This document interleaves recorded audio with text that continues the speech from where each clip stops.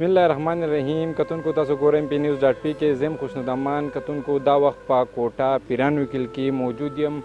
د خوړ په غاړه یو طرف ته که وګورو نو زمونږ د کوټې په شنو باغونو باندې مشهور ده، که بل طرف ته وګورو نو د ګندګۍ ډېر لګېدلی دی. نن سبا ډېر زیات ګندګي ده په خوړ کې. په دې هکله موږ راوتي یو، پوره د ایم پی نیوز ټیم راوتی دی. د دې به مخنیوی کوو، د خلکو نه به په دې هکله تپوسونه کوو. نو راځئ موږ سره اوسئ.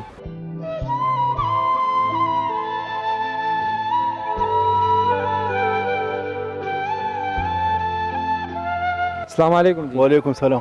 اول خو سره خپله پېژنګلو کوئ. زما نوم فضل ودود دی. زه سابقه ایډیو ایجوکیشن پاتې شوی یم. ښه جي، دا راته ووایئ چې ډېره زیاته ګندګي په دې څه وخت کې، لږ وخت کې ډېره زیاته ګندګي زموږ په دې خوړ کې شروع شوې ده. څه وجه کیدی شي؟ پخوا به خلکو په ډیرانو مرګونه کول، اوس خلکو ډیران ورک کړی دی. نو زمونږ د کلي ډیران دا خوړ دی. هر څوک کچره، ګندګي، ملبه، ګټې خټې ټولې خوړ ته راولي. دا خوړ به تنګ شي او دا سیلاب به تېره شي. ته خو لا دا یادې او دا ګندګۍ نه بیماري خورېږي، ټایفاید ته خورېږي. موږ دا ویل غواړو د دې علاقې ټیمیه چې کوم دی د بریکوټ، هغوی صرف د بریکوټ خیال ساتي او دوی ته دا علاقه هم د دوی سره ده. د دې خوړ نه یعنې داسې څښا نالۍ جوړه شوې ده چې آی ټول تاسو دا به د کیمره دې ته مخامخ کوئ چې د څه ماشي دي، څه ګندګي دا دې خوړ ته راځي.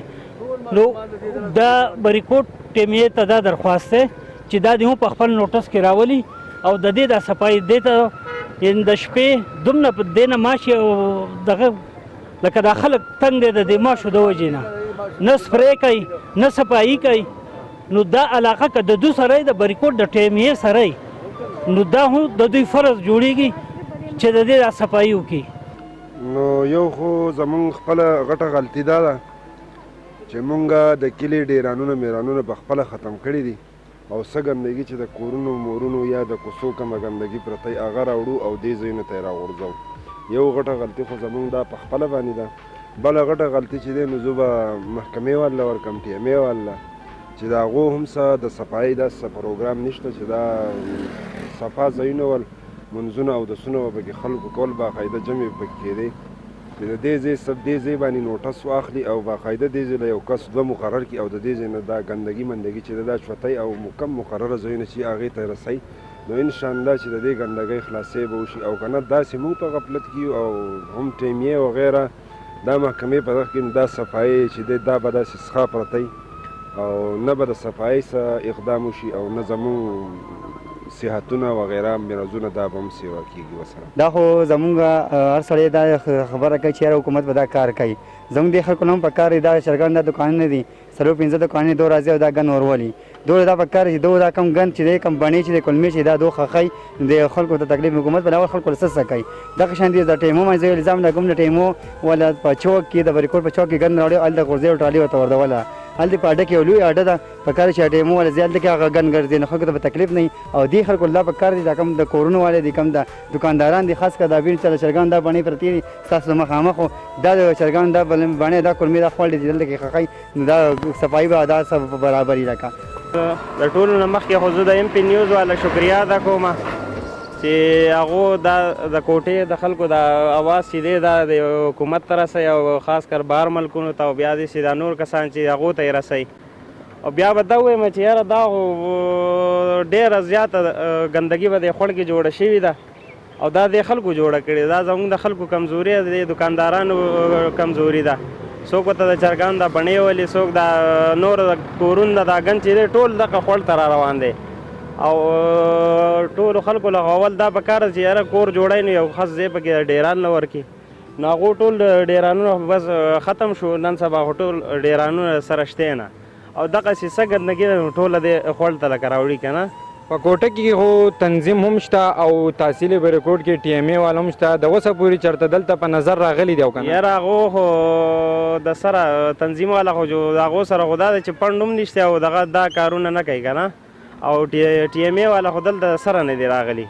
د دې به مخنیوی څنګه کوو مونږ دې ګندګۍ؟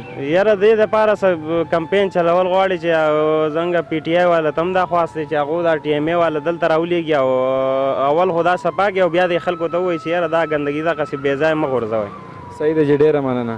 دا لکه ټولو په موږ په ټولو فرض دی چې لکه دا کار موږ نه کوو او د دې ګندګۍ نه موږ په امن شو چې یاره دې خوړ ته یې نه راوړو داسې یو ځای والا مقرر کړو چې هلته یې لکه ږدو نو دغه به ډېره لکه ښایي که نه.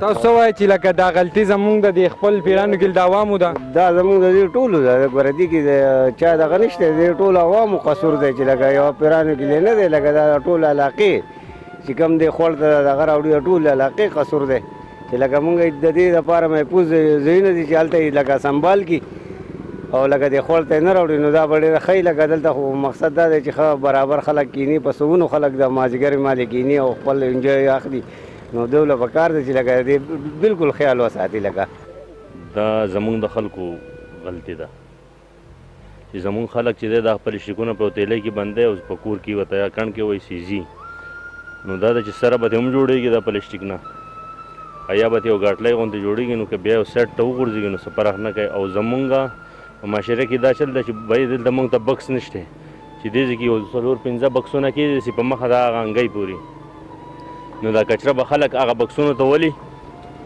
او د دې ځای نه به بیا ګاډي راځي بل دې والا هغه به یې چوتئ. زمونږ تنظیم والا راغلی دی چې تنظیم والا راغلی وی نو لکه دا ګندګي به نه وه بلې ټیمې والا که راغلی وی نو دا ګندګي به نه وه. بل په دې روډ باندې لکه تارکولي روډ دی ډېرې غټې غټې سټې پې چلیږي را چلیږي خو لکه موږ دې څوک نه دي لیدلي چې یاره راشي او د دې کچرو تپوس وکړي ولې د دې نه ګندګي لکه ډېره زیاته بیماري ډېره زیاته شوې ده. بل ماشي والله که چې بېګا لکه ماښام بانګونه چې ووایي زما دا دکان دی زه بېګا د دې ځای نه د ماښام د بانګونو سره د ماشو د لاسه لاړم نو دی غوښانو د دې ګندګۍ د لاسه لکه ماشي ډېر زیات شوي دي. ګرانو کتونکو څنګه چې تاسو د دې عوامو خبرې واورېدې چې ګندګي ډېره زیاته سیوا شوې ده زموږ د عوامو پکې غلطي ده د ټي ایم ایو ده او د انتظامیو ده نو زموږ د ایم پی نیوز همیشه دغه کوشش دی چې تاسو ته داسې قسمه ایشو خپل مشرانو ته مخې ته په خپل سکرین باندې راوړو تر یو بلې پروګرام پورې خپل کوربه خوشنامه له اجازت ورکوي د لوی الله په امان.